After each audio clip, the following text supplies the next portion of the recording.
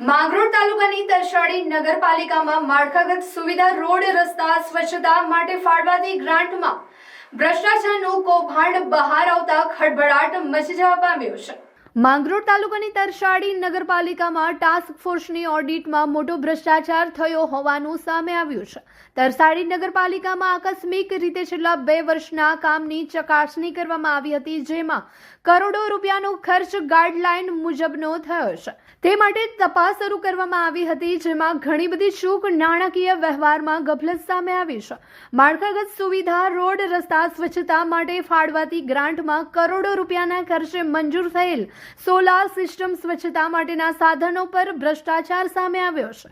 મોટી રકમની સુવિધા માટે ખાસ ગુણવત્તા ચકાસણી કરવાની હોય છે, જેમાં ધારા ધોરણ મુજબ સ્ટ્રક્ચર ન બનાવી નાણાકીય વ્યવહારમાં ભ્રષ્ટાચાર આચરવામાં આવ્યો હોવાનું સામે આવ્યું છે। આ બાબતે ચીફ ઓફિસરને તાત્કાલિક ધોરણે નોટિસ પાઠવવામાં આવી છે, જેનો જવાબ આપતા રાજ્ય સરકારને જાણ કરી કાર્યવાહી કરવામાં આવનાર છે। ટાસ્ક ફોર્સની ઓડિટ અહેવાલના પગલે પાલિકામાં ખળભળાટ મચી જવા પામ્યો છે। Regional commissioner of municipality Surat south ગુજરાતની અંદર 17 નગરપાલિકાનો સમાવેશ થાય છે। રાજ્ય સરકાર દર ફાઇનાન્શિયલ યર મુજબ કરોડો રૂપિયાની ગ્રાન્ટ નગરપાલિકાને આપતી હોય છે। તો આ ગ્રાન્ટનો સદુપયોગ કરવા માટે જે તે નગરપાલિકાની અંદર માળખાગત સુવિધા રોડ રસ્તા તેમજ કોમ્યુનિટી હોલ છે, કચેરી છે, ડ્રેનેજ સિસ્ટમ છે, સ્વચ્છતા છે, તમામ શહેરની સુવિધા માટે અલગ અલગ પ્રકારનો ખર્ચ કરવામાં આવતો હોય છે।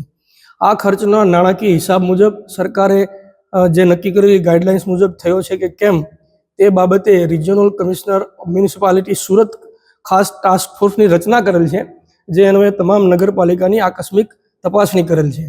આજ રોજ તરસાડી નગરપાલિકાની આકસ્મિક તપાસણી કરતા ખાસ કરીને જે છેલ્લા 2 વર્ષમાં મંજૂર થયેલા કામોની ગુણવત્તાની ચકાસણી કરેલ છે, તેમાં ઘણી બધી ચૂક થયેલી છે। નાણાકીય વ્યવહાર બાબતે પણ અનેક ગાફલત જોવા મળેલી છે। તે બાબત તત્કાલ ચીફ ઓફિસરશ્રીને નોટિસ આપેલ છે। કરોડો રૂપિયાના ખર્ચે મંજૂર થયેલ સોલાર સિસ્ટમ છે, સ્વચ્છતા માટેના સાધનોની વ્યવસ્થા છે, તે બાબતમાં જે ભ્રષ્ટાચાર થયેલો છે તે બાબતની સ્થળ ઉપર જ તપાસ કરી અને નોટિસ આપી આગળની કાર્યવાહી કરવામાં આવશે। અધ્યક્ષ સાહેબ, આજે તમે આકસ્મિક મુલાકાત લીધી, બીજા કયા મુદ્દાઓ પર તમે તપાસ કરી? સર, રાજ્ય સરકાર જ્યારે કોઈ નગરપાલિકાને નાણાકીય સહાય ચૂકવતી હોય છે ત્યારે ખાસ અપેક્ષા એ હોય છે કે નગરપાલિકાની સુવિધામાં, લોકોની સુખ સુવિધામાં વધારો થાય। ખાસ કરીને નગરપાલિકામાં કોઈ એસેટ ઊભી થાય, દાખલા તરીકે સોલાર સિસ્ટમ છે, ડ્રેનેજ સિસ્ટમ છે, વોટર ટ્રીટમેન્ટ પ્લાન્ટ છે, સીવેજ ટ્રીટમેન્ટ પ્લાન્ટ છે, આ બધી બહુ મોટી રકમની અકસ્માતો હોય છે, જેની ગુણવત્તા ચકાસણી જરૂરી હોય છે। એ બાબતે અમે સંપૂર્ણ ચકાસણી કરેલ છે। કેવી રીતે કૌભાંડ કરવામાં આવ્યું છે? કૌભાંડ ખાસ કરીને જે પ્રમાણે ટેન્ડરના ધારાધોરણ હોય છે, જે શરતો હોય છે તે મુજબ એનું સ્ટ્રક્ચર હોતું નથી, નાણાકીય હિસાબો નિભાવવામાં આવેલ નથી, અને જે ગુણવત્તાની અપેક્ષા સરકારશ્રી રાખે છે એ ગુણવત્તા અનુસારનું કામ જોવા મળી આવેલ નથી। શું કાર્યવાહી કરવામાં આવશે?